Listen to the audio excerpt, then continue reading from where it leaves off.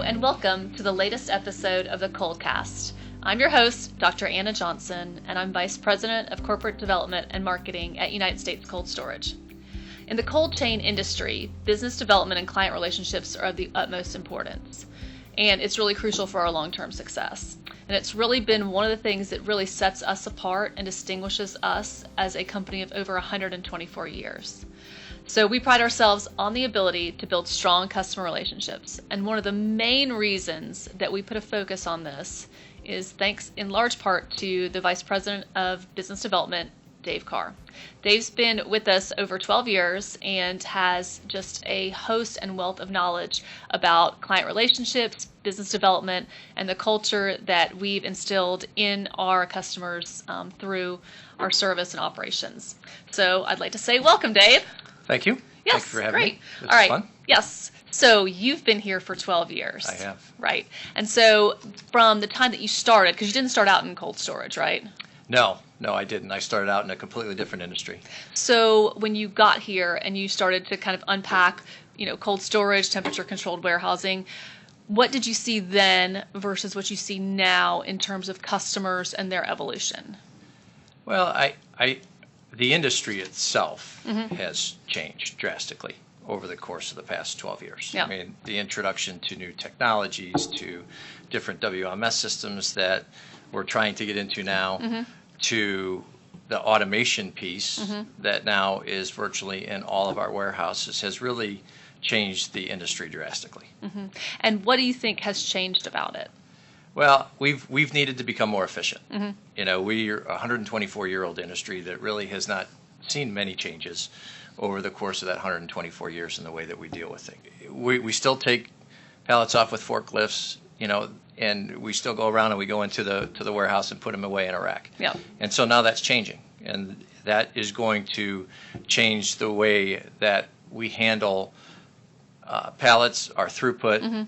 These warehouses, at one point in time, they're 25,000 pallets. They're getting to be 100,000 pallets now. Well, yeah, I mean, it used to be when we started out, 10 and 12 years ago, I always said, it isn't sexy. Like we bring product in and we ship product out, right? There's not rocket science to it. And yet at some point, somehow it's evolved into almost taking on that rocket science perspective. Absolutely. And so, I mean, just when you think about it, like what has changed? What have customers changed? Have their expectations changed? Have their complexities changed? Well, I think as our technology has changed in the analytics that we've really started to develop internally, I think that's really changed how we've dealt with customers and how we deal with customers. So just so much information. So much information that's there now. That and we're trying to process it, yeah. Before we were just trying to sell space. Yep. Now we're really selling a solution to their supply chain. So from the standpoint of understanding where their co-packers are, where their manufacturing sites are, to where are our sites, where can we help with them, to we have automation now and our throughput numbers can be so much more. Right. So now we've got at 25,000 pallets we couldn't get anybody else in there now we're at 80,000 pallets, and so now our cold share consolidation program, because of that, is able to evolve. And so from that just to understand the analytics, how we deal with customers, KPI, and what does that KPI tell us? I mean, how are we becoming more efficient internally to help them become more efficient externally? So we're not just creating reactionary, processes, right? We're actually going out and using data to drive those decisions and try and make some more proactive suggestions and solutions to our customers. Absolutely, 100%. Yeah. And so, when we think about kind of the hallmark and the essence of United States Cold Storage, we think about culture, we think about family, we think about starting with those customers and growing their business. So we grow as they grow, right? Correct. And so when you think about a new customer, you think about looking for a customer relationship, what do you look for in customers that you feel like we're going to be around for a while? First off, what's their growth been over the course of the past couple of years? I mean, are they growing at a clip of 30%? Yeah. Or are they growing at a clip at 2 or 3%? Right. So I think, with a lot of the customers that we've had, we've been lucky that their growth has been exponential. It's been that 20%, it's been that 30%. And so had the luxury of being able to grow with those companies. Yeah. And so we're able to expand a lot of those buildings. And again, in distribution areas, so it's not just one customer that's doing it. We've had multiple customers that have been able to do it. And so the expansions that we're expanding now, they're already full. And I think to some extent, when you talk about expansions, you talk about growth, we've taken a lot of time and effort in developing these relationships because we want to grow with those customers. So, talk to me a little bit about how you think about customer experience and about business development and what resources you have in place to be able to invest time to really build relationships with these customers. Well, it's not just about rates, right? Yeah. I mean, rates are a portion of what we have to charge. Right.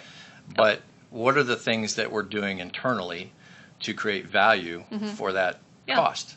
So, in a lot of instances, we're able to utilize KPI and those analytics through different formats to be able to provide solutions that could be cheaper solutions. Maybe we're starting to look at order patterns that the customers have. Maybe they should be ordering in layers. Maybe they are just a couple cases shy of ordering in full pallet. So a lot of the analytics that we're able to utilize, we can say, hey, listen, if you just went and said, hey, put 3 more cases onto your pallet, it might be a full pallet. So now you have savings on the transportation side. And we have savings on the labor side. And we have savings on the labor side, absolutely. So we're looking for those types of solutions. So it's much more than just, hey, what's the storage going in and storage going out? Right. What are those value-added services that we can provide that actually can provide you efficiencies in your own supply chain? Right. And I mean, to some extent, you have to be, if anything, the pandemic taught us that we all have to be flexible. I mean, there was a time where we didn't know we were going to have people to cover a shift, right? But I think that goodwill and that kind of institutional capital that we built up over time through the relationships with customers, through having conversations with them, putting customer experience people in place to help with reporting and data analytics, that really shows the level of commitment that we're willing to take on. Right? Absolutely. And so when problems come up, they're more willing to walk alongside you until you get something resolved. And it was an industry problem. Yeah. So, I mean, it wasn't just us. It was an industry problem. I think one of the things that we pride ourselves at U.S. Cold is the fact that we came out of the problem a little bit sooner than everybody else did. Yeah. We provided solutions. We actually took action and went to our customers and said, hey, listen, we might have to stop case pick for a little bit. Right. Just so that we can become efficient, at least get stuff out to the market. So we provided a lot of that. And I mean, all the PPE and all the things that the sites did themselves and all those individuals within those sites to come to work. I mean, we had people that, didn't want to come to work. Right. But that did come to work. Because you're an essential employee. You're an essential employee. And so, but, I think we really learned a lot on an analytical side as to some of the potential savings we have. That are out there as well. So when you think about your team, we're small but we're mighty. We don't have a lot of salespeople and we don't have a lot of resources. I mean, we do have a lot of resources in terms of customer experience and business development, but they're not spread all over the place. Right. So when you think about training and equipping them to be able to deal with customers, what do you look for in those people? Well, you need to have someone who they need to be personable, obviously, so they need to be able to build relationships with customers. They need to be self-aware, right? They need to understand potentially what their limitations might be. But yet, you also need to have a passion for customer service, right? I mean, you want to be able to provide solutions for these people. And so you have to be a little bit analytical. You have to kind of get your fingers dirty and look at those analytics to say, hey, listen, I'm going to provide a solution for you. And so really, as we're looking for people, we're looking for those analytical, passionate people that are going to say, hey, listen, I'm going to find a solution for you. Right. Because sometimes, I think in helping someone, you always want to try and find the best solution. But, we're trying to balance, the best solution for us versus the best solution for the customer. And sometimes it's just being super transparent. Absolutely. So I would say also, you want someone who understands the business and understands the supply chain enough to be able to say, hey, listen, if we do this, this may not be the best business that we want to be in. And sometimes you have to turn business away. Yeah, we do, unfortunately. I think space limitations have unfortunately forced us to turn a lot of business away. Right. But as we expand, potentially we can bring some of that business back or go back to those customers and say, we're able to expand now. We've got potentially a solution. Is it something that you guys want to jump on board with? But really, our growth has come from the customers that we have had, that we've built those relationships with over the years. And I mean, we're talking customers that have been with us for 25, 30 years. I mean, those are long-term customers, and they're going to continue to be long-term customers. Right. So when you think about like measuring the effectiveness of the, the customer development department, right, and your efforts in the cold chain, like what do you think about how do you track and measure that? Like, how do we know if we're doing a good job? Well, there's a few things, right? I think, evolution has told us that relationships continue our growth, right? And so we're continuing to grow at a very rapid rate. And I know that, with technology, and sometimes it doesn't seem like we're able to throw hundreds of thousands of pallets at the market next year, but we're continually growing, but we're growing in different phases. I mean, we're getting into situations now where we have customers that want to have plant attached facilities to our sites, right? Which is not something that we always had. That was just something that, hey, manufacturing's over here, warehouse is over here, and they're mutually exclusive. Right. But now, we're looking and saying, hey, listen, we want the warehouse right on site. Or they're looking to say, hey, listen, you've got a piece of property here. This might be good for us. This is something that we potentially could put a plant here. Right. So we're getting into a lot of different avenues. It's just not warehousing anymore. Yeah. And so, would you say, how would you measure success? Is that those relationships continue to expand? Yeah.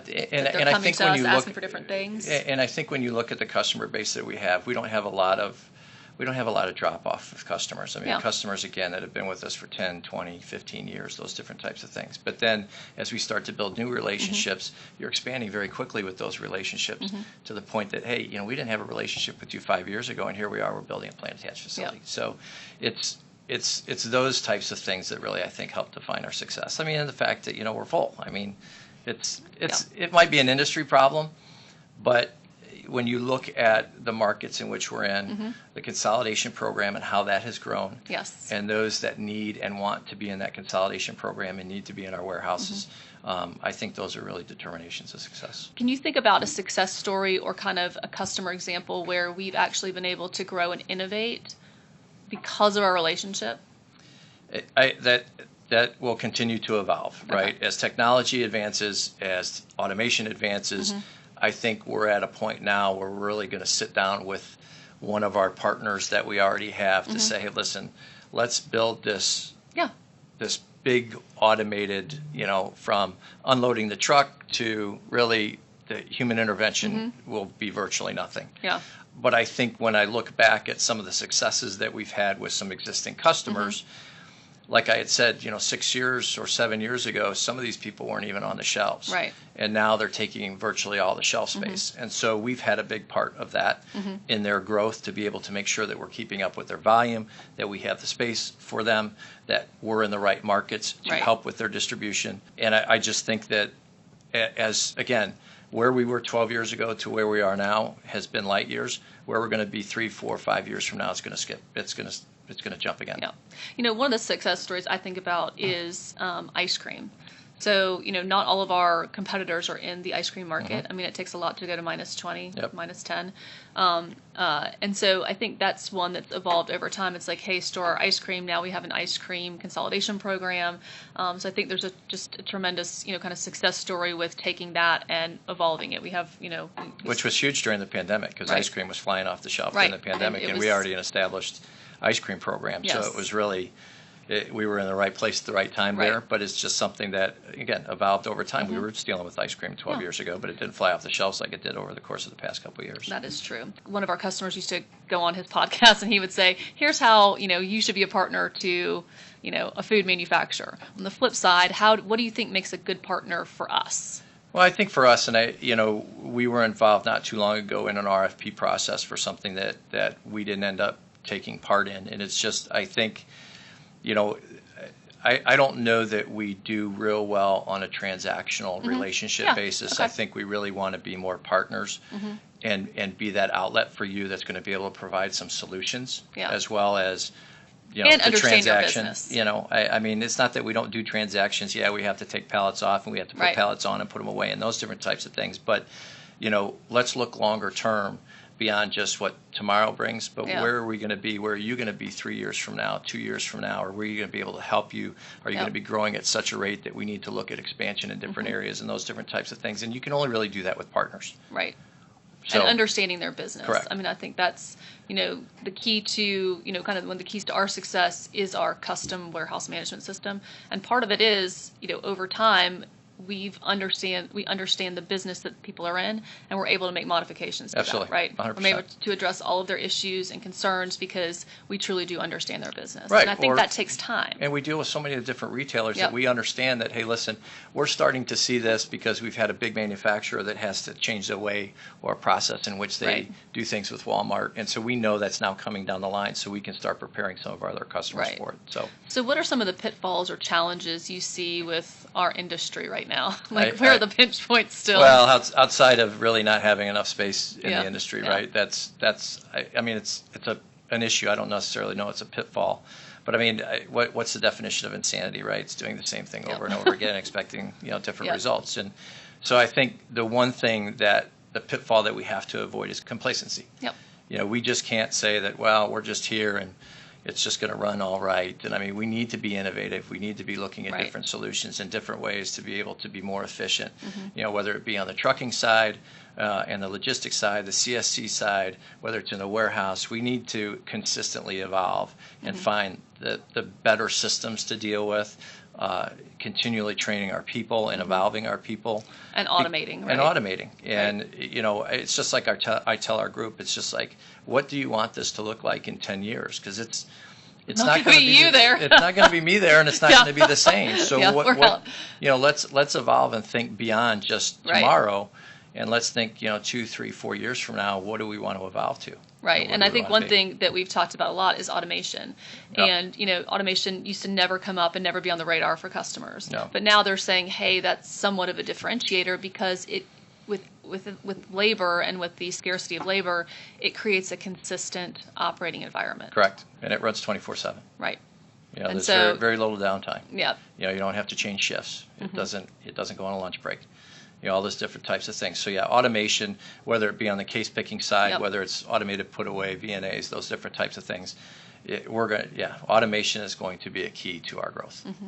What are you hearing from customers in terms of trends or kind of patterns that you're starting to see or starting to hear about? Because like I said, we never heard about automation 3 years ago, and now we consistently get asked about it. Yeah. So what are some other things that you've heard? I think people are starting to want to understand what layer picking means to the industry and how do we avoid, the hands-on case pick Yep. and all those different types of things. And really, to your point, how many doors do you have? And as we start to grow these buildings and these buildings get bigger and bigger, in Yes. some respects, the doors go less and less.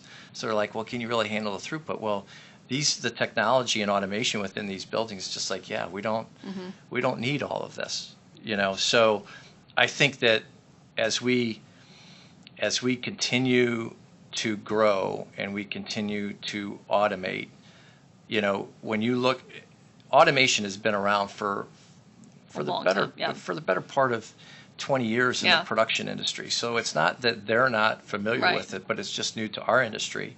But they're seeing the benefits of saying, hey, you know what, these plants that used to have 700 people in them now have 200. Right. And we see now that you guys are automated, the first question they ask is, well, how many people does it take to run the building? Right. Because, you're looking at 230 people sometimes, and now you're at 70, 75. Right. So and again, you look at some of the big major manufacturers, they're wanting to understand where we're going with technology. Is technology going to be in your buildings? Are you bringing cascade layer pick systems in? Are you bringing gantry systems in? These new buildings that you're building, how many layer pickers are in there? So they want to understand that automation because they realize that, hey, we can become less affected by the labor standpoint Right. or walkouts or whatever it might be, the blue flu, whatever it might be. But so I think that as we continue to move on with a lot of our major manufacturers, they're going to want to say, hey, listen, this is automated, right? The pandemic kind of put a pause on retailer penalties in terms of deliveries. So are you seeing any of that coming back? Yeah. Oh, yeah, it's coming back. Okay. Yeah. And is it at the same rate that it was before? Is it different? Are there different requirements? Well, it depends on what retailer you're talking about, but I mean, the big retailers, yeah, We know who they are. yeah, they're still finding. Okay. So, and they will continue to find. And that's going to be a challenge for all of us, is to figure out, what really is the expectation. 98%, that's pretty tough in a perfect world. Yeah. Let alone in a world that has mechanical trucks that break down and traffic and crashes, all these different types of things. So it's going to be a constant issue. But I think the manufacturers now have just, hopefully they haven't gotten too complacent, but I think some of them got complacent and realized that, hey, you know what, there's just going to be a portion of it that we're going to end up having to pay in fines. And I don't like to see that for the industry. Right. We're talking about some of the trends and the latest things we're hearing. Like, how do you stay up to date on the latest trends and, what you're hearing? I mean, is it just talking to customers? Is it spending time with Yeah, I think, industry? again, that's part of that relationship process, right? Because, a lot of the customers that we have still are in other 3PLs. They're not exclusively to U.S. cold storage. So we do ask a lot of questions as to what they're seeing, what's going on with some of our competitors. I think that, you get involved in a GCCA, which we get a lot of information from. Yep. And then, it's really up to us to understand what our competitors are doing. Where are they growing? Where are they building? And so, when we go out to facilities and talk to general managers, it's just like, hey, what are your competitors doing in this area? Yeah. And, they'll drive around. They'll see what trucks are being backed up to their locations. And, as they're being built, as some of those expansions are being built, they're saying, hey, I think it's about a 25,000 pallet expansion. Well, is it cooler or is it frozen? Right. Who potentially is going in there? So I think, we do a lot of talking internally, but I think, there's a lot of, the GCCA, and there's a lot of other research things that are out there that we can look at to say, hey, the trend of the industry is doing this, and this is what we see. So we pay a lot of attention to that. So we just recently met in Nashville, and we Yes. had a business development meeting, which was great. I remember a couple very things. packed agenda. Yeah. So, just thinking about that, what are some of the takeaways that you walked away with? Well, I think one of the things that we try to do within our business development meetings is consistently train, right? This isn't we don't want to sit here and just say, hey, pat ourselves on the back. This is what we're doing. This is what I've got going on, all those different types of things. We really want to bring in all of the departments that we have within U.S. Cold to learn a little bit about what's going on within our own little niche. We've evolved our CX department. We're trying to involve our business development department from the standpoint of just being a seller of space to a solution provider. But I think we're also starting to realize that as customers begin to really value what we're bringing to the table Right. from an analytical standpoint, that we probably need to start bringing in some fresh minds, some additional minds Right. that can really help us develop those relationships with not maybe just the top 75, but maybe the top 125.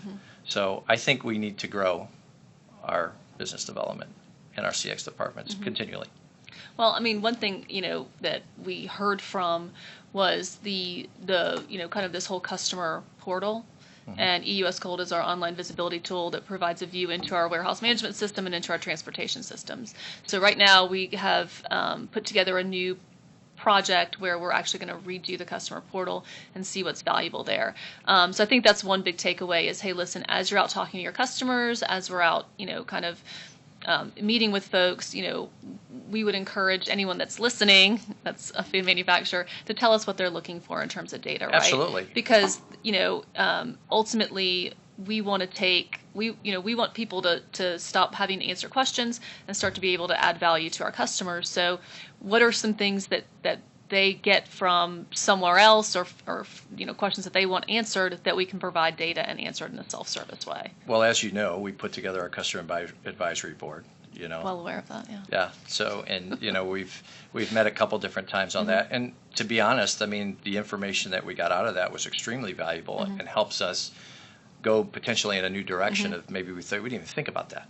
Well, I mean, it's interesting because when we did meet a while ago, and one of the things we heard was, before the pandemic, it was very much customers were all about their product. And then as the pandemic happened and we had to rationalize some of those, those scarce resources, it was more about, it wasn't the focus on them. It was like, hey, what is the warehouse doing? So how do I make sure that we're all going to get service and we're all going to get shipped out? What can I do to help be a solution and not necessarily be a problem. Right. Because before it was just, you have all these other problems, you have to solve mine. Now it's like, hey, how do we solve that larger problem? It's that transactional to that building a relationship. Yeah, because it was very, it was very like, hey, how do we become a solution and Right. not the problem? Yeah, we're not successful if they're not successful, Yeah. and they're not successful if we're not successful. Yeah, so I think that was a good takeaway, was like, Yeah. as we think about the customer portal, let's think about, how do we aggregate this data? How do we provide them with visibility into where their space might be available, so that as they need it, they can go ahead and move it around, Correct. and be more proactive about it. Right.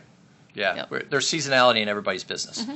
And so understanding where that seasonality potentially could be, I think is valuable to some of those customers, because they could say, hey, but listen, if you have 2,000 pallets open, even if it's only for 2 months, I'll take it. Right. And then I'll get it out. I just need it for that 2 months. Yep. So that was interesting to hear, because, when people think of seasonality, they think, hey, it's just like, it's a 6-month seasonal thing, Right. and there's ups and there's downs, and they're just like, hey, if you got 2,000, we'll take it. Yep. So that was a different takeaway. Right. And it's like, I if wasn't anybody was aware of it, then they would Right. they would be able to snatch it up. Correct. Right. Right. So what do you think on the horizon? What do you think is the next big challenge, next big milestone? Well, so let's kind of break it down into really what's happening this year, and then what we're going to see over the course of the next couple of years. I think Complete 4PL this year is going to be a big focus for our group. This is an offering, obviously, from a transportation perspective that we've never really gone to the market with. I mean, some people know we have it. Right. And, we talk about, we can help you with some shuttles here. We can help, but nobody really understands that we could actually be your complete transportation department and take Right. care of all your raw material, all your shuttles. I mean, anything dealing with any type of truck, whether flatbed, boxcar, it doesn't matter.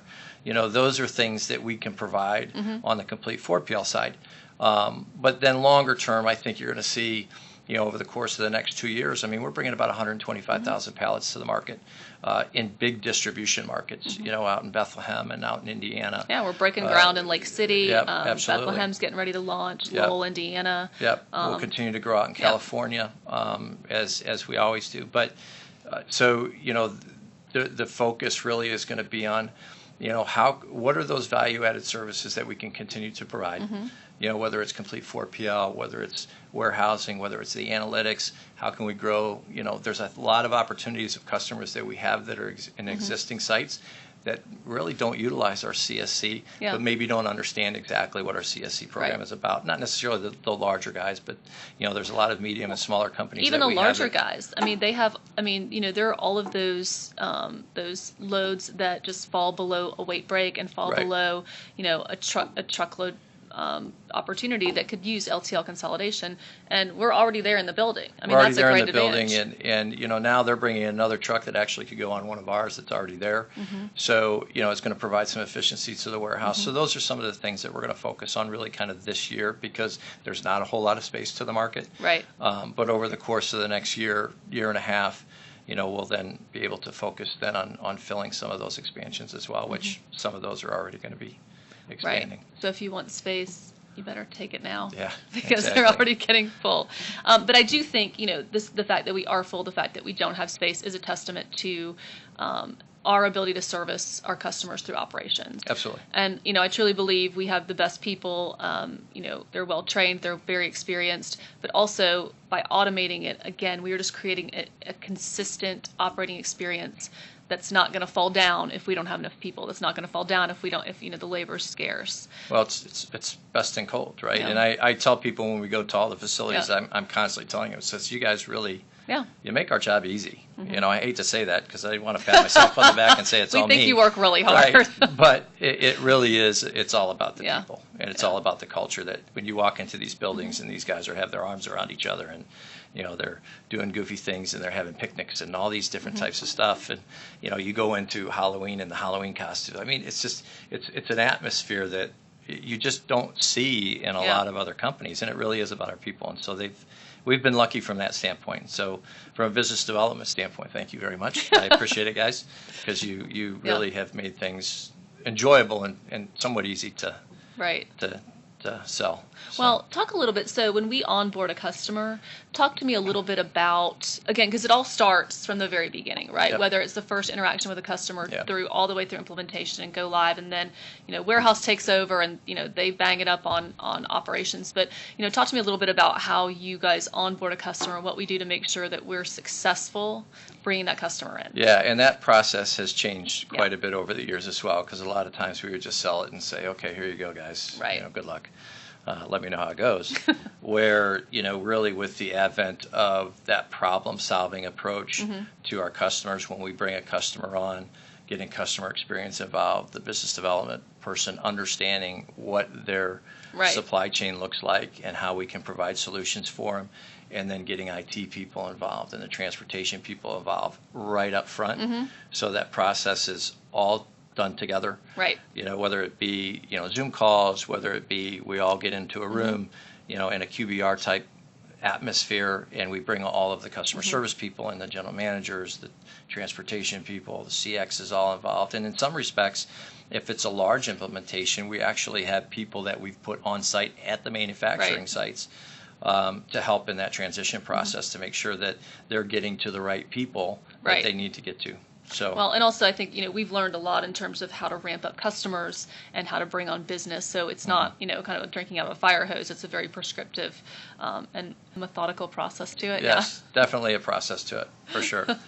Because if you're not following a process and you're Right. just winging it, it's never going to work. And, the warehouse still has to function with our existing Right. customer base that's there, and you don't want to affect that either. Right. So that needs to be taken into account. And so that's a big part of the process of onboarding a customer, not to say, hey, listen, we're going to shut down the warehouse and bring in every possible pallet we can Right. in, because that disrupts all of our other business. And so It also gives you an we can't opportunity do to that. kind of learn the business as you go. Absolutely. We have a lot of Right. seasoned folks that are on the floor, but again, a new customer brings in new business, new complexity. So, Right. you want to bring them in and let them learn as they go. Yep, absolutely. Is there anything else that you think that we need to talk about in terms of business development? I guess from the business development standpoint, again, we talked about it a little bit earlier today in our conversations about how we have grown as a business development group. Yep. We've really become, everyone talks about, well, business development, they just go out and they go golf, Play golf, yeah. and do nice Do dinners, fancy yeah. dinners and Yeah. all those different types of things and all the entertainment.